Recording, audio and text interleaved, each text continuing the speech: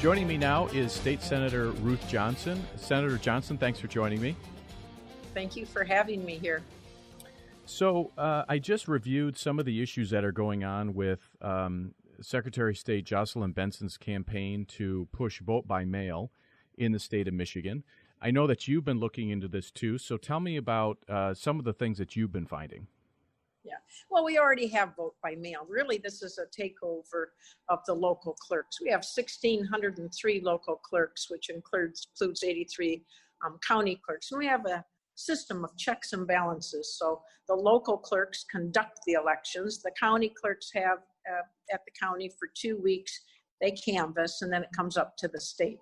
And I like those kinds of checks and balances. We have local control, which is somewhat unusual in the United States, but it gives people accountability. And if their clerk's not doing a good job, whether it's a council that appoints them or they're elected, they can truly make a change. It's just more accountable to the citizens.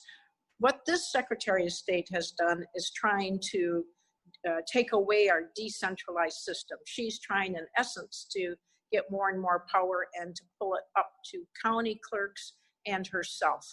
And to part of her plan, and she's implemented, is to send out absentee ballot requests, which is the job of our local clerks.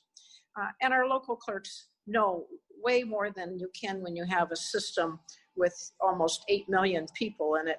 And they do a great job. They're named some of the best in the country for conducting elections. She's taken that away in part by sending out absentee ballot requests, and she's sent them to people that are dead. Lots of people that have moved, because 40% of the states don't speak back and forth or communicate with each other when somebody's moved out of Michigan and moved to California, Indiana, New York, many other states. So the QVF is largely inaccurate. It's a great guide, but it's not something that should have absentee ballot requests mailed to. We've gotten 2 non-citizens, 1 16-year-old.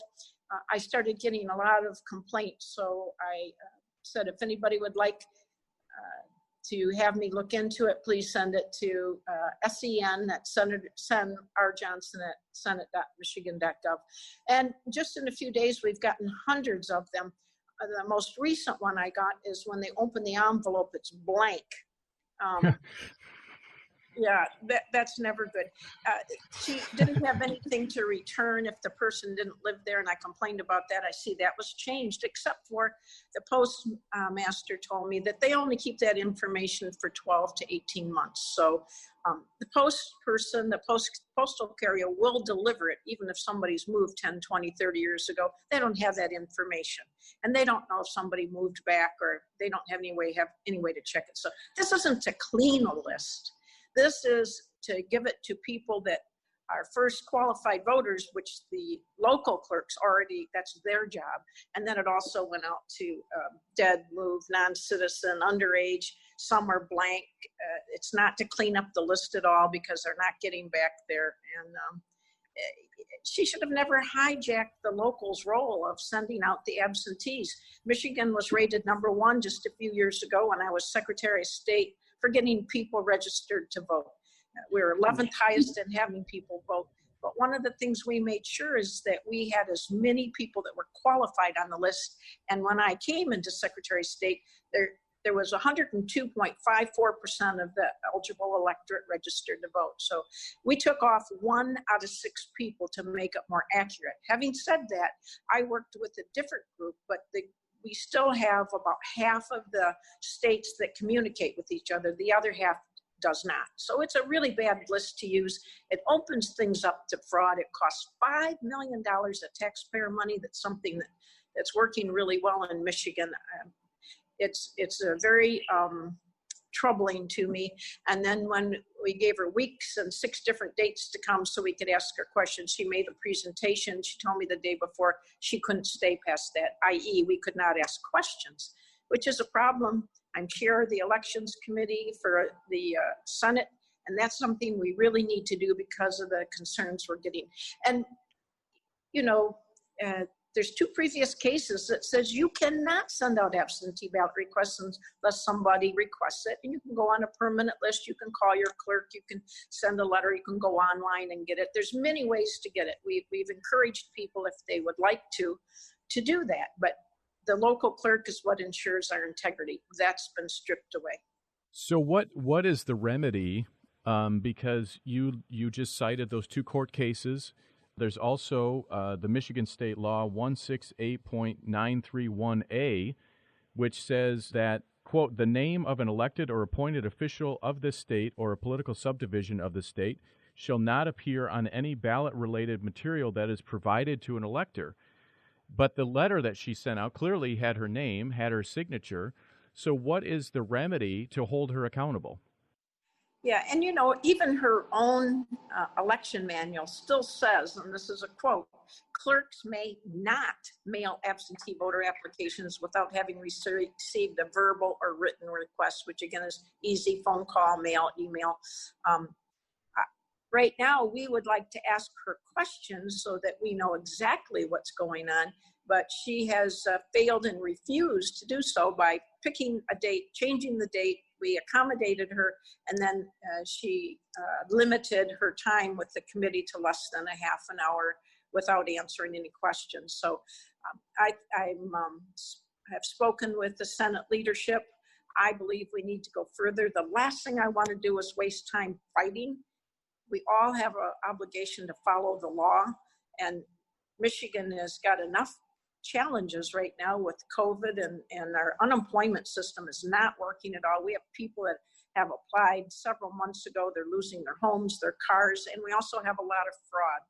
The last thing I want to do is waste time in the courts, but I think we're going to be forced to do that soon. Do you have the ability to compel her to appear before your committee? I've asked for subpoena power, and I do have the ability to compel answers. We're compiling them, but I don't want something that attorneys sit down and skirt around the answers. Sure.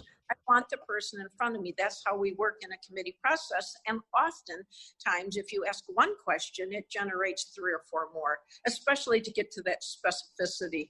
So yes, we're getting ready to ask for information. We're putting it together to compel answers, but that's not how this is run. This is, in government, you want the person there that's responsible. You want to be able to ask questions, and you want to be able to then make sure you understand those answers. As you know, many people in politics can run all around that answer and not answer it specifically. And right. That's not going to help us. We're running out of time. The clock's ticking. So,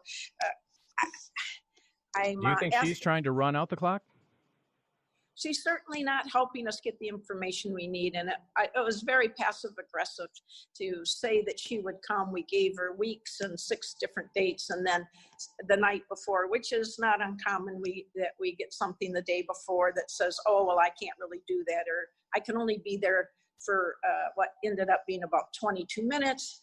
After we started, and when I said, I'm very disappointed because we have questions. And she goes, well, I'll take one question. Well, we have a lot more than one question, I guarantee you. And then she said we can put them into, and I've written her letters asking her questions before. It takes weeks and weeks. There really is little regard for our system where you're supposed to have the legislature involved. We are the voices of the people.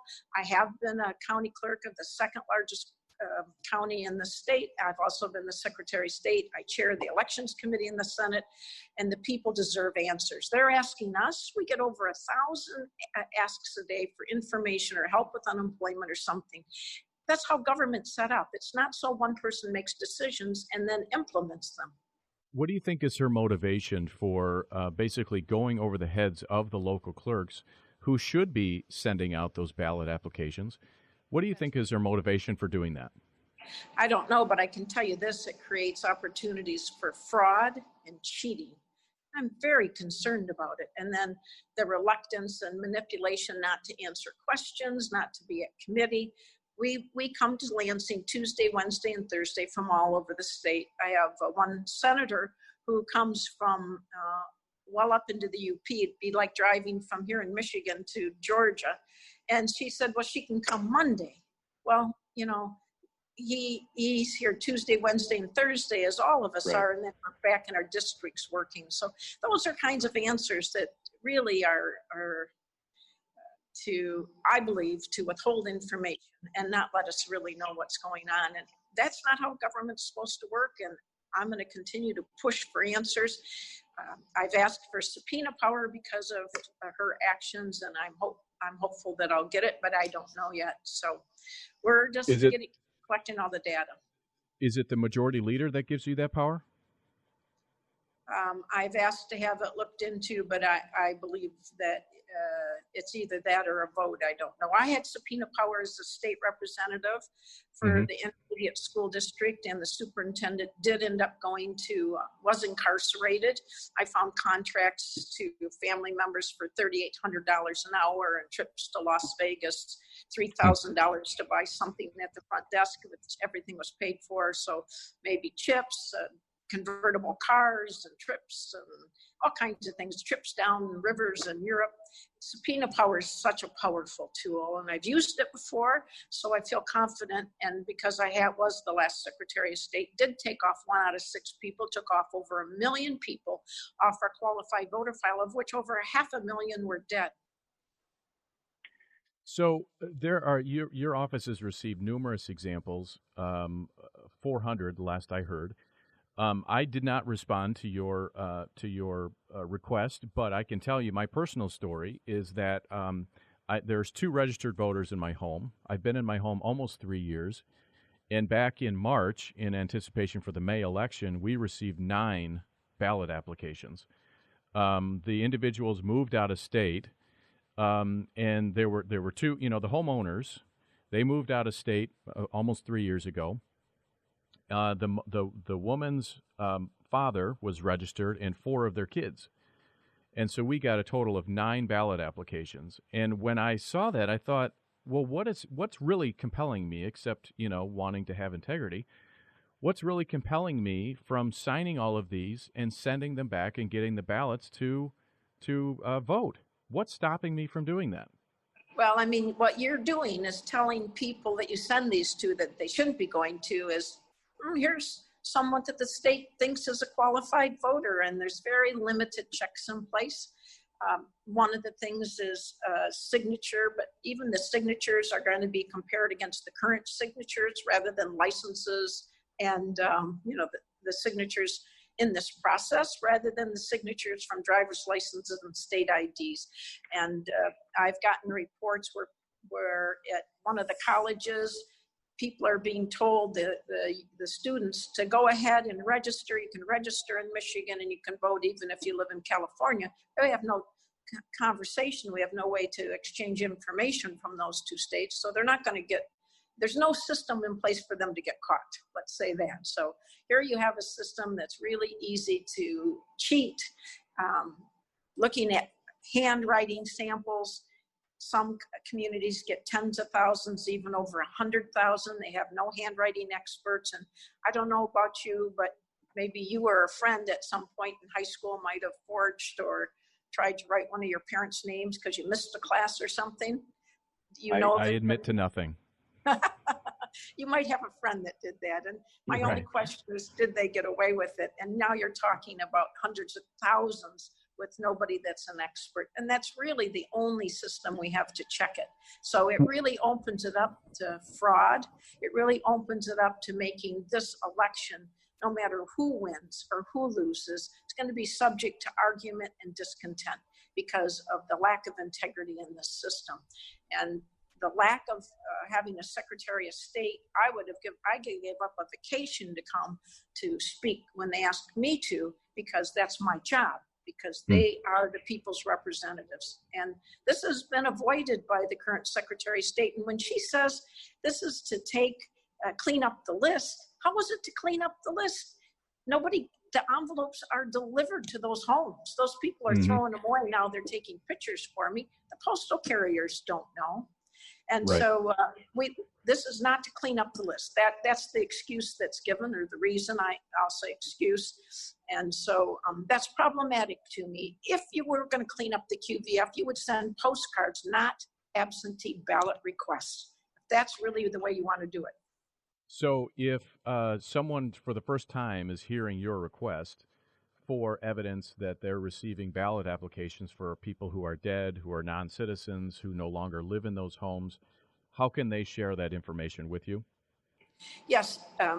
because I am chair of elections, I'm collecting these. And so please email them to me at senrjohnson@senate.michigan.gov.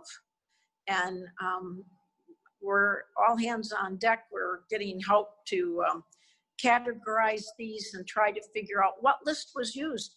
It appears that it's not the list that when I was there that I cleaned off, and even no matter how clean it is, there's plenty of errors because we don't communicate with about half the people in America, whether you've moved to a different state. But nevertheless, I took off 1 out of 6, mostly dead people. That was a pretty easy one to do, and also had a law put in place that must be done. So we're looking at and we're finding things we never thought we'd find. A 16-year-old that wrote a nice letter that said, I don't think I was supposed to get this. And the last one last night was 2 people in a community that received blank envelopes. And I have a Secretary of State saying, oh, this is to clean up the file. There can't be anything further from the truth, because she just started after she heard me say it has something for the Postal Service to return it, but they don't know if somebody died more than a year ago. They keep track for a year, 18 months at the most, and then it's gone. And so they don't question it, they deliver it. Right. State Senator Ruth Johnson, thanks for joining me today. Thank you, and please send that information to us, and we will do an investigation, and I'll do everything I can to put integrity. We need secure and fair elections. I never did anything that was the least bit partisan when I was Secretary of State, and it's very disheartening to see what's going on now. Thank you very much. This is the Kyle Olson Show. We'll be right back.